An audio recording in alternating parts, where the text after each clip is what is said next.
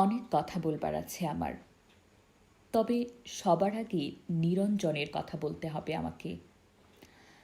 নিরঞ্জন আমার বন্ধুর নাম। আর কোনো নাম ছিল কি তার? আমি জানতাম না। ওর একজন বান্ধবী ছিল, অবশ্য কিছু দিনের জন্য। সে তাকে প্রীতম বলে ডাকত। ওর বান্ধবীর নাম ছিল জয়লতা। নিরঞ্জন জয়লতা সম্পর্কে আমাকে কিছু বলেনি তেমন। জয়লতাকে কখনো কোনো চিঠি লিখেছিল কিনা সে কথাও আমাকে সে বলেনি। তবে জয়লতার চিঠি আমি দেখেছি। একটা চিঠি ছিল এরকম: প্রীতম, সময় গড়িয়ে যাচ্ছে। তুমি বলেছ এখন দুঃসময়, কিন্তু আমি জানি সব সময় সুসময় যদি কেউ ব্যবহার করতে জানে তাকে। আমি বুঝি বেশি দিন নেই, যদি পারো এক্ষুনি তুলে নাও, নইলে অন্য পুরুষ ছিপড়ে খাবে আমাকে। আমার ঘরে বসে সিগারেট টানতে টানতে নিরঞ্জন চিঠিটা চুপ করে এগিয়ে দিয়ে বলেছিল, বিভু, চিঠিটা পড়ুন। আমি প্রথমে পড়তে চাইনি, পরে ওইটুকু পড়ে তার দিকে তাকিয়েছিলাম।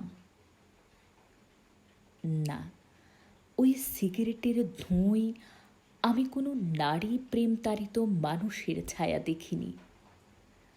ভয়ানক নির্বিকার। কিছু বলছেন না যে? আমি জিজ্ঞেস করেছিলাম। কি বলবো? এই ব্যাপারে। কোন ব্যাপারে? এই যে জয়লতা। বাদ দিন। আমি বাদ দিয়েছিলাম।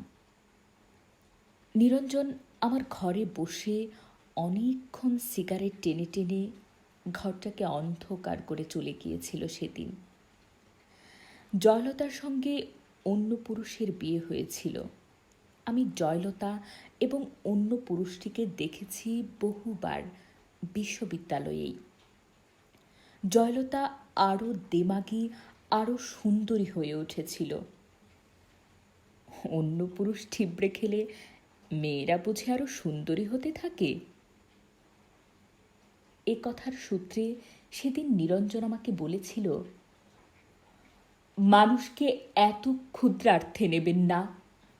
মানুষ এত বড় যে আপনি যদি মানুষ শব্দটি একবার উচ্চারণ করেন, যদি অন্তর থেকে করেন উচ্চারণ, যদি বোঝেন এবং উচ্চারণ করেন মানুষ, তো আপনি কাঁদবেন। আমি মানুষের পক্ষে, মানুষের সঙ্গে এবং মানুষের জন্যে। হ্যাঁ, মানুষের মুক্তির জন্য নিরঞ্জন মিছিল করত।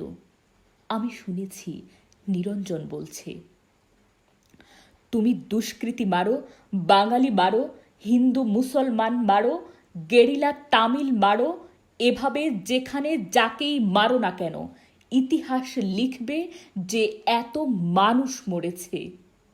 বড়ই করুণ, বড়ই দুঃখজনক। শক্তির সপক্ষে তুমি যারই মৃত্যু উল্লেখ করে উল্লাস করো না কেন, মনে রেখো মানুষই মরেছে।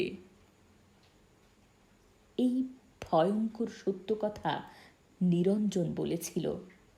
মিছিলে হাত উঠিয়ে বলেছিল, এভাবে মানুষ মারা চলবে না, মানুষকে বাঁচতে দাও। নিরঞ্জন আমার বন্ধু।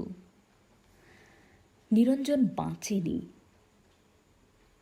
তার উদ্যত হাতে লেগেছিল মানুষের হাতে বানানো বন্দুকের গুলি। বুকেও লেগেছিল, যেখান থেকে মানুষ শব্দটি বড় পবিত্রতায় বেরিয়ে আসত। সে লাশ আমার বন্ধু নিরঞ্জনের লাশ। আমি দেখেছি রক্তাক্ত ছিন্ন ভিন্ন লাশ।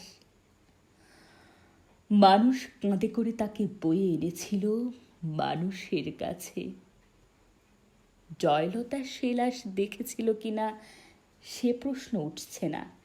দেখলেও যদি কেঁদে থাকে সে প্রকাশ্যে অথবা গোপনে, তাতে নিরঞ্জনের কোনো লাভ হয়নি।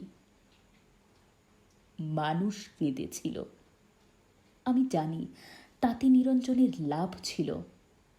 নিরঞ্জন প্রমাণ করতে পেরেছিল গতকাল মিছিলে আইন অমান্যের অভিযোগে যে দুষ্কৃতী মারা গিয়েছে তার নাম নিরঞ্জন। সে আসলে মানুষ।